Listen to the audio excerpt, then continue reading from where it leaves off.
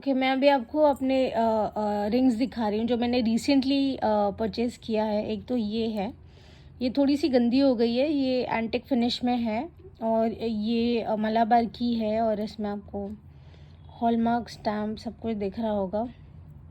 ये 22 कैरेट की है और ये मलाबार के प्रेशिया कलेक्शन में से मैंने लिया है और ये बीच में जो रूबी है ये ओरिजिनल रूबी है।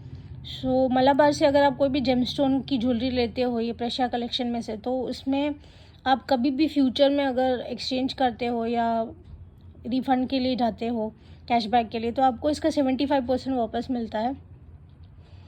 और ये मुझे रिंग बहुत अच्छी लगी थी, कोई डिफरेंट थी, बट इसका सिर्फ प्रॉब्लम है कि इसका एज बहुत शार्प है। ये 22 कैरेट में है, सो अब ये डेली नहीं पहन सकती, बहुत कपड़े में अटकता है मेरे, सो मैंने इसलिए निकाल दिया। मगर मैं बीच में बहुत पहन रही थी इसलिए थोड़ी सी गंदी हो गई है।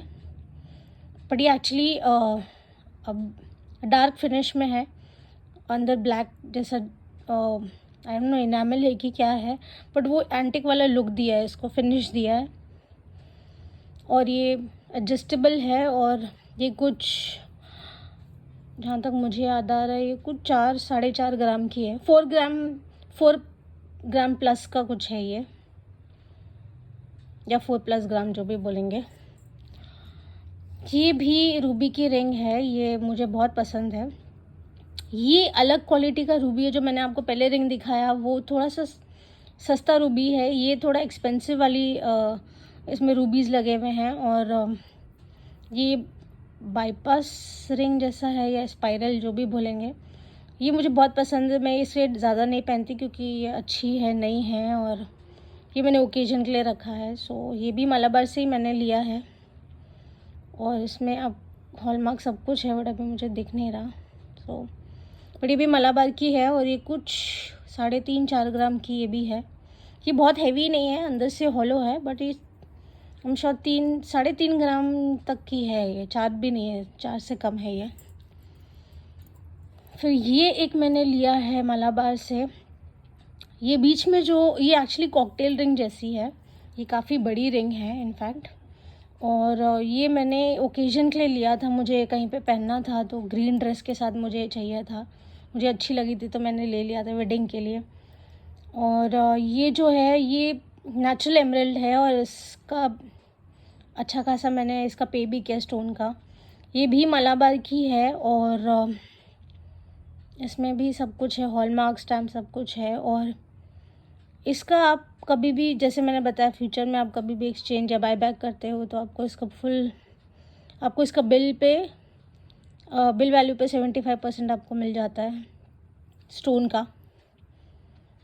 सो इसका सर्टिफिकेट सब कुछ होता है, वो साथ में आपको देते हैं जब आप परचेस करते हो तो। सो ये प्रेशिया कलेक्शन में से है।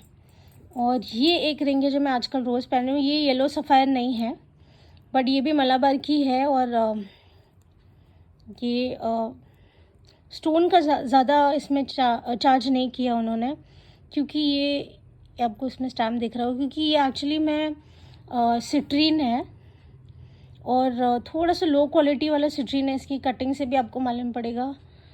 सो दिखने में येलो सफ़ायर लगता है, बट ये एक्चुअली में सिट्रीन है और मैं इसे आजकल रोज़ पहन रही हूँ। सो मैंने अभी निकाला आपको दिखाने के लिए।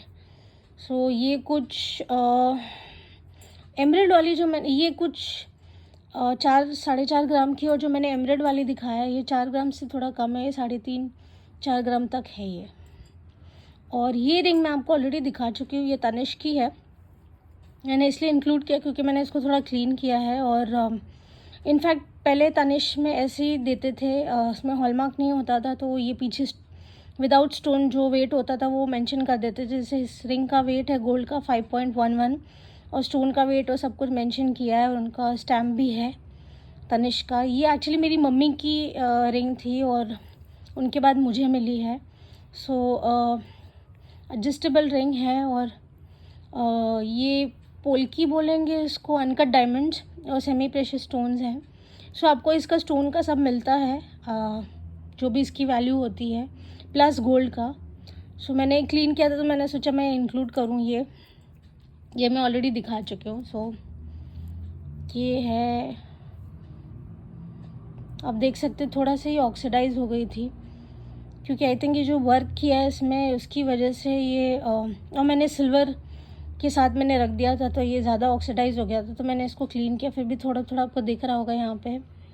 बट इसका प्योरिटी का कोई इशू नहीं है। आप ये मत समझिए कि अगर गोल्ड ऐसा हो जाता है इसका मतलब प्योरिटी में कोई प्रॉब्लम है। इसकी प्योरिटी मैं चेक करवा चुकी हूँ 2-3 जगह और ये एकदम प्योर है। तनिष्क का तो वैसे भी प्योर होता है, उनका कभी कोई इशू नहीं आता है।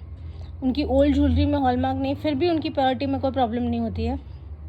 बट कुछ ज्वेलरी जो होती है वो ऐसे टार्निश हो जाती है। आपको बहुत केयरफुल रहना चाहिए। सिल्वर को कभी भी गोल्ड के साथ ना पहनिए और 9 to 5 सिल्वर को ना आप उसको साथ में रखिए, क्योंकि समहाउ कोई रिएक्शन होता है और ज्वेलरी जो है वो कुछ ज्वेलरी जो है वो ऐसे कॉपर कलर की हो जाती है, टार्निश हो जाती है। सो मैंने ये गलती किया है। वो निकलता नहीं है और अगर आप पॉलिश करवाओगे गोल्ड को तो आपका उसमें ऑलमोस्ट 10% गोल्ड जो है वो कम हो जाता है। सो आप अवॉइड करो कि आप सिल्वर के साथ कभी भी ज्वेलरी को मिक्स नहीं करो, ना मिक्स करके पहनो ना रखो। सिल्वर अलग रखो आप, और स्पेशली मुंबई की ह्यूमिडिटी में सिल्वर तो वैसे भी काला हो जाता है, तो यहाँ पे सिल्वर लेने का कोई मतलब ही नहीं है, बिकॉज़ एकदम काला हो जाता है। आप उसको कितना भी क्लीन करो बट वो 2-3 दिन में वापस काला हो जाता है। सो कोई सेंस नहीं बनता, इसलिए मुझे सिल्वर ज्वेलरी पसंद भी नहीं है। और क्योंकि मैं जहाँ रहती हूँ वहाँ समंदर के पास में है मेरा घर, तो और भी चीज़ें जल्दी रस्ट हो जाती हैं, तो मैं इमिटेशन ज्वेलरी नहीं इसलिए पहनती हूँ और ना मैं लेती हूँ। या कोई भी मेटल की चीज़ हमारे घर में रस्ट हो जाती है बहुत जल्दी।